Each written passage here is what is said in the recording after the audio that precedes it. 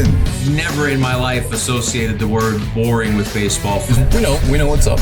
Me? Yeah. Famous? Yeah. And I'm like giddy over there smiling like, we're about to win this shit. Did everyone give you crap? Give me a good host story. I'm not picking it up. We both love the game. We talk about it every day. Can't get enough baseball. Having some popcorn, you're fooling around your phone. I'd have to wait in line for 3 hours. Hang on, because it's about to be a wild ride. All right, there's no human being I'd rather talk to than Blake Treinen. I saw you. I felt bad, man. I was running around Miami when I saw you guys. I didn't get a chance to catch up with you guys, with all of you. Such a good group. And I don't know if you knew, I was the only human being who decided to leave a day before history was made with Shohei Ohtani hitting a home run. I mean, my instincts were not keen, Blake. It's because you think baseball's boring, so you're like, I got to get out of here. There's nothing exciting to stay around and watch. I think I was, it's easy to stay there. And when a guy goes 6 for 6 and hits 3 home runs and makes history and all that, and to say RBI, baseball isn't boring. 2 doubles. It's more challenging to do it when you drive up to St. Petersburg and see like the worst game you've ever seen, and still say, hey, baseball's boring. Now, the crazy thing is about that day is we all knew it was a great game, but you come in and hear the final stat line from Shohei, and you're like, man, that's enough to win somebody player of the week, let alone, one game. So, yeah, it was a pretty special. Somebody was saying, like, over the last 50 years or something, nobody's accomplished, any 2 of those things in one game at any point in the year. So it's crazy that, he's able to do that and add to the first of Shohei.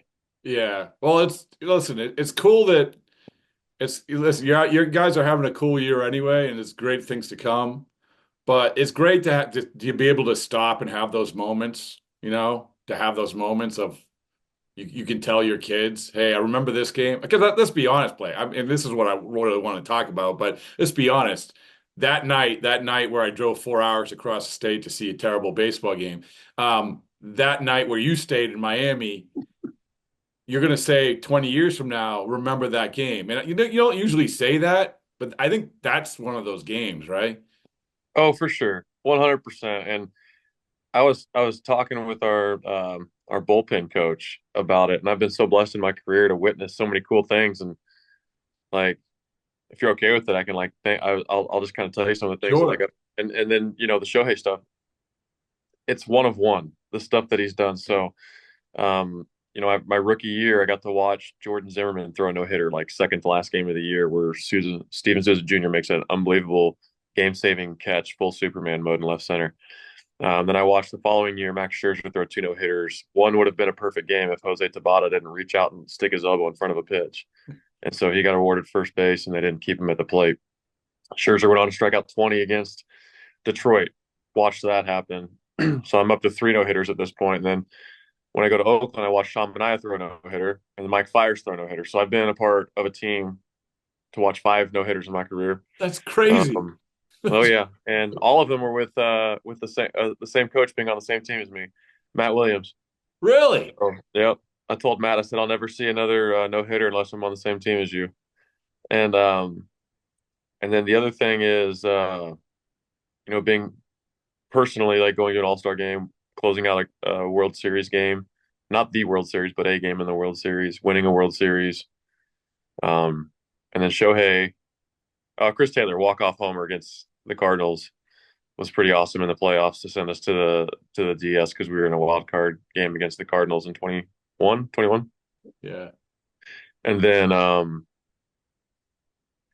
watching Shohei hit a walk-off grand slam, so 4-run homer. There's a lot of fours involved, right, for his 40-40. Yeah. Was pretty sick. And then the 50-50 was pretty impressive. Do you keep anything ever?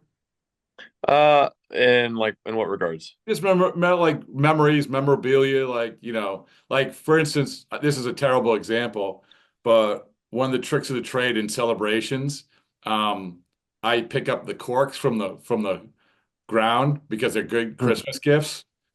Yeah. Yeah. So, I've tried doing it in the past, but I don't even know if I could find the corks anymore. So yeah, yeah. But I don't know I if they I kept a keep like lineup card t-shirts. or Like a I've kept the ball t-shirts or they hand out when you like win like a division series or a championship series and then a World Series. They hand out t-shirts and hats, and so I hold on to those things. I have you know the first stuff like my first win against the Cubs facing Jeff Samardzija. Um, that was my first win. My first hit, Clayton Kershaw, so I have that ball. And then my first strikeout, Chris Johnson, who was the batting title champ in 2013. So I faced him in 14. Um, yeah, those are all good stuff from ones. the All Star game. So like yeah, stuff like that. I mean, I keep things like that. Speaking of celebrations, do you know the story of Joe last year, the celebration and the shirt? No, I don't. Wasn't Oh, around. oh, so he didn't want to get doused, so he went in the back, took his shirt off, and put it under the sink to make it look like he was already doused and put it back on. That's funny. Yeah. I actually enjoy a champagne shower, so it's like you can't take them for granted. I mean, I can go rinse off in the shower if I have to. They wash our shirts for us, so Yeah. that's a weird for me. Yeah. But listen, there's nothing wrong with that. Yeah, As long as you have the goggles and all of that. But yeah. but speaking of, so this is a perfect segue. So we talked about memories, um, and this is why I'm sometimes I'm a pro, sometimes I'm not. But I consider myself this is a good segue of talking about memories. And as we sit here, this is the end of an era, end of Oakland baseball in Oakland. You have played two different stints in Oakland. You've had some great moments in Oakland. Some of you've already mentioned. Mhm. What was before we get into sort of the bigger picture of the whole them leaving Oakland? Is there a time? Is there a moment that you remember, like again, to go back in 20 years from now and said, "I remember at the Oak, whatever it's called now, the Oakland Coliseum. I remember this." And maybe it's not even. Maybe it's walking in. Maybe it's a fan interaction. Maybe I don't know what it is. I remember this. Is there one thing that you're going to remember when that name is brought up? It's just the 2018 season. For me, is probably the most like special year of like personal achievement and even as a team. Because in 17 we had Matt Chapman and Olson, and we had what Pinder and Canna and Laureano came up, and we had Piscotti. I mean, we just had guys all over the place and that's without the pitchers that you'd name. But our team was not like they were one of those teams where like you would call a trap team, like when you face us. But nobody was expecting us to really have the year we had. And I remember like right around the All-Star break, there was a couple of us that were having, good enough years where maybe we would be on the trading block, and we were right around 500. And I remember Jed Lowry and I looked at each other and we were like, man, this team's too good for them to break it up at the All-Star break. And so we started talking to the guys and we're like, hey, like we need to see this thing through, and we really want to make sure like this last road trip before we go to the All-Star break, like we need to come out winning like 7 of the 10 games. And we went like 8-2 or 7-3 or something like that. We were like 4-ish games above 500 and just a couple games behind Seattle, maybe in the for the wild card game.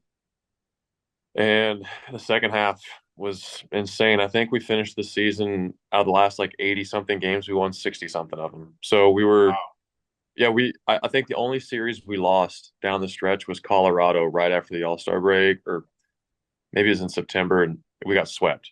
But outside of that, I mean, we were winning, series, sweeping series, and like a mid 90s, not 90 win team, low 90 win team that made it to the playoffs off of a year where they were sub 500.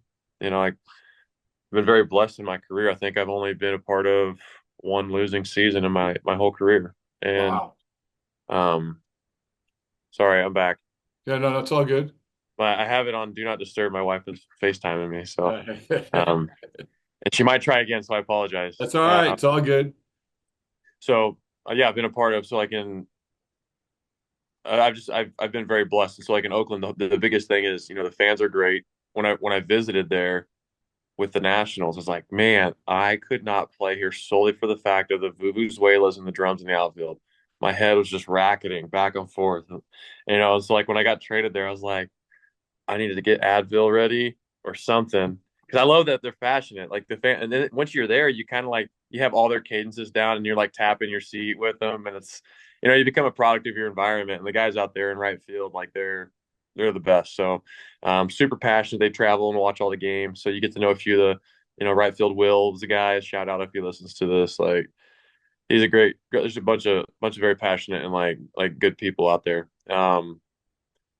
Yeah, all of 18 was pretty special for me, and that's probably the one thing I'll remember. Well, so that's the thing that people in the last couple of years maybe forgot is how awesome that place is when it's going well, right? Yeah, So what yeah. was that like? Describe, you did a little bit of it, but describe what it's like when you have that fan base. The fan base, by the way, probably the best tailgaters, baseball tailgaters in the game. They Yeah, sort of have that football mentality.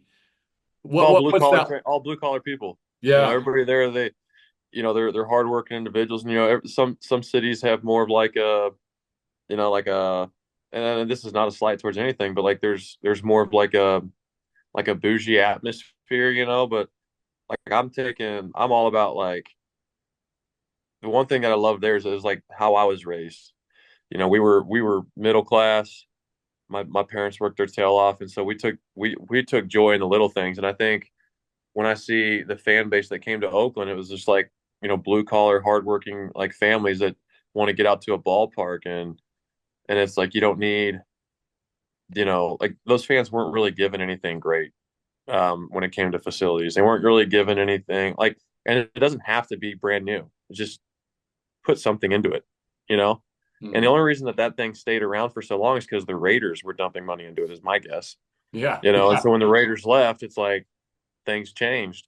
And I those fans to me they are rowdy. They're very, I'll never forget the A's did a promo against the White Sox one year, and it was, the first time I'd ever heard of it. It's like free tickets for general admission. And they just had to pay for parking, obviously. And we had like 50,000 fans there, and it was so stinking loud. And then we came back in 18 after the All-Star game, and we opened up against the Giants.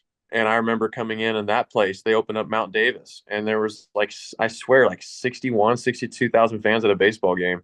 And it's to this day the loudest I have ever been a part of a game. And I got to come in for a save opportunity, which is a little bit bitter. We ended up winning the game, but like I blew the save. There's like two strikes and two outs, and we called a back foot slider. And Josh Fegley, one of my favorites of all time, he told me after the game, he's like, I don't know why I did this. He's like, the frick was I doing? And he called a back foot slider, and I executed back foot slider to this Hanson guy, a fast switch hitting guy for the Giants. And I get it back there, and he tried to pick it, and it just like it skipped under his glove, and he's pretty sure handed back there. I was like, no, and he gets on first. Very next guy, Hunter Pence, and I throw a really good sinker inside, and he like does this inside out Hunter Pence swing, and we always joke about Hunter Pence being like he's the best bad ball hitter that I've ever faced. Like you can ace a pitch and he's going to find a way to get a hit, and he did that. He shot it right down the right field line, and Hanson scored from first, and it was tied like 3-3 or something like that, or 4-4. So I got the blown save, and but the fans, man, that game was so loud, and to this day, probably one of the loudest experiences I've ever had. That in Yankee Stadium in 2018 in the playoffs were probably the loudest I've ever But isn't experienced. that amazing? Isn't that amazing? Like, and that's why I love talking about this because we have to remember how it's not as I said, Blake, it's become like a CVS going out of business where they're not restocking the shelves. You have possums falling out of ceilings and everything else. Yeah, But let's not forget, like when baseball is rocking there, like what it's like. And yeah, as a closer there, like holy mac, like what a great yeah. perspective you have. Well, yeah. The crazy thing too is people are like, "Oh, well, it's an old stadium. It's time to move on." And I'm just like, grass isn't always greener. And like how many times have people tried to pack up and go somewhere else, and like you have a like you're gonna look back and maybe like think we could have just put money into this. Hmm. Like I bet not very many people, I bet 98% of the viewers are going to listen to this and be like, oh, I had no idea. Do you know, I'm pretty sure like the fourth and fifth oldest stadiums in baseball are. What's that? They were built the same year. Oakland and Anaheim. Really? Would you guess that Anaheim was built the same year as Oakland? No, no. Yeah, You know 67 why? or You something know like why? 60 something. Because they put like those Disney rocks in center field. Well, yeah, well they put money into their product Yeah. to keep fans wanting to come back or to Yeah. give fans something to be proud of, and it's like, we have a what do they call it? Competitive balance tax. Mhm. There's money going to Oakland. Hmm. There's a reason why there was, certain, grievances filed against Oakland amongst a couple of other teams about like, hey, where's your product going? And I remember, and like, where's your money going to your product? That money is supposed to go back to your product on the field or enhancing the playing environment. And I remember they dumped money into an offsite, like 20 something million dollars into an offsite uh, front office building in Jack London Square. And I'm like, well, where's that product here? And so you wonder why there's no competitive edge for the free agent market. What player's going to want to sign there knowing that, oh, I could be traded next year? Or, what product are you going to bring around me? Who's going to want to come play in Oakland? It's like you're not giving anybody something to be excited about other than the fact that when you're in that clubhouse, it is a unit. I mean, the when I had Bomel and that whole coaching staff and the players, it was like us versus the world. I mean, it was Really? one of the closest knit groups that I've ever been a part of. But and I'm not a business model guy, but there was definitely, it felt like a disconnect, and so I know that you can say, well, we tried this and we tried that. To me, it seemed like they were kind of like pipe dream ideas to give the fans something excited about. Like, hey, look, we're trying. Hey, we're going to go to Jack London Square and let's build a gondola. That's going to cost twice as much. It's going to double the budget because the gondola itself is going to be just as expensive as a stadium. And then they had some amphibious frog research department come in and say, oh, you can't kill this frog. I'm like, so, and then the other thing is like, oh, we found this junior college site. So let's tell the fans that, this is where we're going to build. And then if the junior college says, well, we can't do it because we bought this property back in however long ago when it was way cheaper, there's no way they can move out of that site, find somewhere else for the price that, the A's are going to pay them. It's not feasible. You can't just, so they pick sites where it's like, all of a sudden the blame is pushed on something else and not the A's.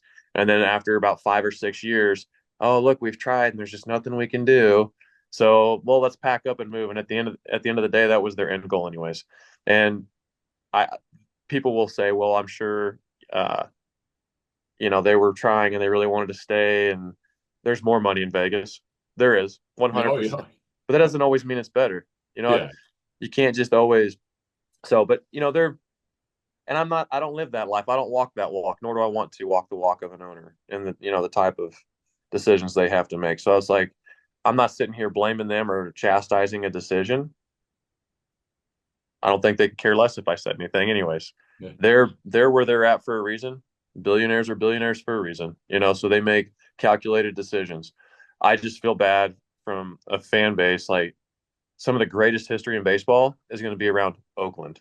And you start changing names of franchises, and now it's Vegas, or now it's, the LA Rams went to St. Louis, and now they're back in LA, and now it's the LA Chargers, or now it's the Cleveland Guardians or the Washington Commanders. And you start changing these things. It's like there's no like heritage identity. And it's just like, okay, well, here's another new team. And, like, it's strange to me. Oh, yeah. Well, I mean, listen, we had on Dennis Eckersley. Can you imagine uprooting, like, let's say the Yankees, for whatever weird reason, go down this road of sucking for 15 years, and they're like, we got to uproot and move. There's just no room. The Mets have all the territory, and all of a sudden you forget about the Yankees' history. Yeah, it's like, oh, we were good once. Like, we had a crazy. We have like 20 something, World Series, but now we're the Charlotte Yankees or something. It's like, it's just that there's such a rich history in Oakland, but for whatever reason, whether it's Major League Baseball or owners or whatever, we just chalk it up and say, oh, the Raiders did a cool thing. They're there, and now there's a hockey team, and let's just push someone else there. Did you think it was going to get to this point? Yes, 100%. Yeah. I mean, all of us knew it. Yeah. It just seemed to me, it's like, well, let's push a marketing campaign, because at the end of the day, that's cheaper than trying to rebrand and stay here and we'll make more money in Vegas. So all of us knew it. It just, like you can kind of feel if things are fake and whatnot. It just kind of felt like it was fake. And when they started like revealing certain areas of like Jack London Square would have been awesome. There's just no room for it. Yeah. San Jose would be great, but the history of that with the Giants, that's a weird one. So they also kind of falls on, in my opinion, maybe my understanding of it all is wrong, but the A's gave up territory for the Giants to survive so they can have a thriving two-team baseball environment in the Bay Area. And when the A's needed some help to have a place, the Giants didn't reciprocate the sentiment. It's kind of what it seems like. But am I right on that? I don't know. That's kind of what I heard. So if somebody knows, like, by all means, correct me. I'm not going to sit here and stand on that as my hill to die on. But if that is true, that's a little bit unfortunate. What was What kind? Yeah. What no what when were you guys there? When were you guys there last this year? I don't know, like maybe 2 months ago. Okay, I didn't know if when you get a chance to say, because again, you've had some great moments there, and you're so right about the history. We had, like I was saying, we had Dennis Eckersley on, and he's like, I don't even know, like, what are they going to do with my my signs, or the big tarp, the gate, Yeah. the gate named after him. What are they going to do with that? How is that, you're going to bring that to Sacramento? Like, what are you going to do? Like, it's so, I don't know if when you went, if you looked around and said, this is like bizarre that we aren't playing baseball here anymore. Yeah. Yeah, it's strange. The fans there kind of had there's been a lot of rich history. The Golden State Warriors just up and bailed and decided to take San Francisco as an identity. It's the craziest thing. When we played there as A's, like when I was there in 18, half 17, 18, and 19, we'd be watching TV, and all of a sudden the Golden State Warriors are just buddy with the Giants the whole time. They'd be over there going through their stadium, and Steve Kerr's throwing out first pitch for the Giants, and it's like, yo, we are literally 100 yards from your locker room, and you guys are just abandoning us. And that's what they did. They abandoned and left the fans in Oakland and went to San Fran. And they, it's like the best of both worlds for them. They could say, oh, well, we're not abandoning. We're upgrading for you guys. And we get a better cushy area in San Francisco. And they got a great facility, but I mean, there's history there. They became the Golden State Warriors at that place. Yeah. So now that thing just sits, idle until Arena Football or Monster Jam or whatever comes rolling in. And then the Raiders up and leave. So now the Oakland fans, they don't have basketball. They don't have football. All they've got is the A's. And so you feel for them because they got nothing left to root for. Like, there's not going to be they can't just, it's like Raiders fans. They can pack up once a week and go to Vegas. Yeah. It's not as bad. It sucks. It's a lot of money. A's fans aren't going to pack up and go to Vegas. Well, they're also not going to Sacramento. They're also not going to Sacramento. It's like, yeah. So it's unfortunate. Yeah. And the A's can make the argument too. It's like, but they kind of did it to themselves. It's like, well, we weren't getting fans on a regular basis to fill the stadium. It's like, well, you haven't provided the fans something to be excited about. Like, this is our home. Like, let's upgrade it. Let's put a free agent product on the field. Like, they've done a great job with young talent and bringing them up to the big leagues. But bring in a big free agent or mid-tier free agent or somebody to get the fans excited about coming to the stadium. It's just not easy. It's not easy it's not sustainable. So you're kind of pigeonholing the fans into just being like, oh, here's 12,000 to 15,000 a night on a good night, Yeah. So like, yeah, it's interesting. There is that. I love that, the idea of, like, when you talking about it was you guys against the world, because it sucks that you have to get to that point, but that's a great, like, there's a great feeling when you have that experience. Yeah. And because it's not always, I mean, with so many different franchises doing the exact opposite of the A's, of investing in clubhouses and stadiums and everything else, there isn't really a lot of that. It's us against the world a lot anymore, right? Yeah. Like, and hopefully I'm not painting a bad picture of like ownership in Oakland. That's not what I'm trying to do at all. Yeah. It's just from my perspective as a player, my job is to perform. So like when people are asking me about things from an ownership group, I don't I only care enough about it to where it affects the product and and obviously the fans. So if they were to have invested in the product, then you could look beyond a lot of this. It's like, well, we're investing and we just couldn't make it work, so we need to go somewhere where we can bring the money and invest. It'll be interesting to see if they invest more when they go to Vegas, or if they keep the same business model and just try to bring in more money.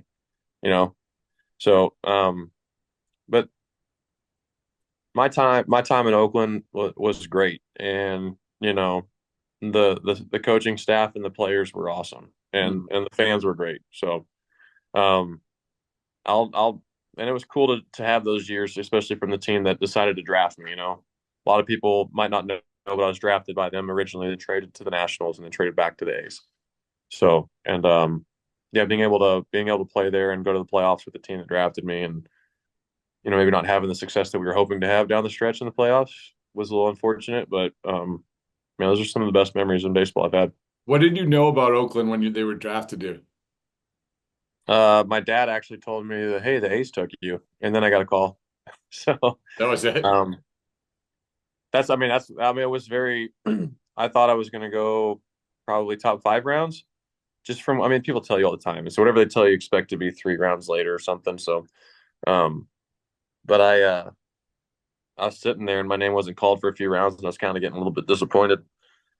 And then my dad's like, "Hey, the ticker, like after you get past the first 2 rounds, they just kind of shows a ticker. And my name came up with the A's, and he was like, "Yeah, I just saw your name pop up with the A's." And then, a minute later, I get a call. So they had taken me, and then I got a call. So And next, yep.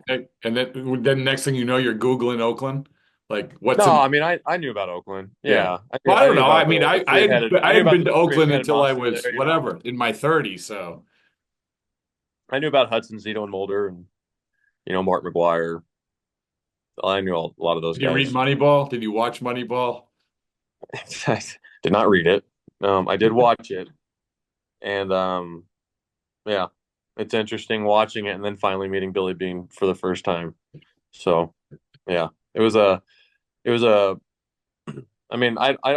the truth of everything behind Moneyball, but people forget that they had 3 potential Cy Young Yeah. candidates every year. Yeah. So there's definitely a lot to be taken about the approach that Moneyball put out there with trying to make the most of your situation offensively, but that's some really good pitching. So really good pitching, and that always helps because you look at anybody that's had successful years and even into the playoffs and winning World Series, they've always had three stud pitchers at Did the the top of the rotation. did the image, like part of that whole thing was, oh, they're making us pay for the sodas and everything else.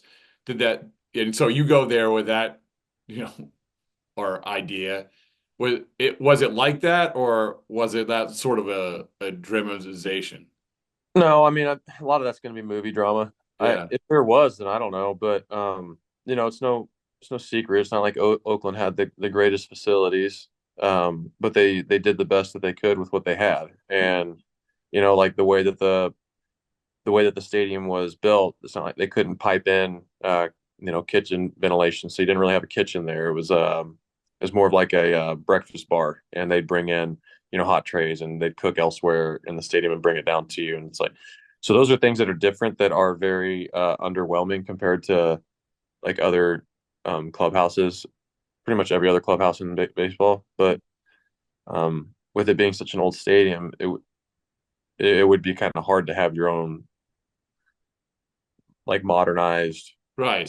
set up in a clubhouse. The thing And you know what? They revamped it. They Yeah. did a good job revamping it when the Raiders left. So that's great. I think they moved the home clubhouse up to the Raiders clubhouse, and did some stuff with the original clubhouse. Now it's like the weight room and training facility.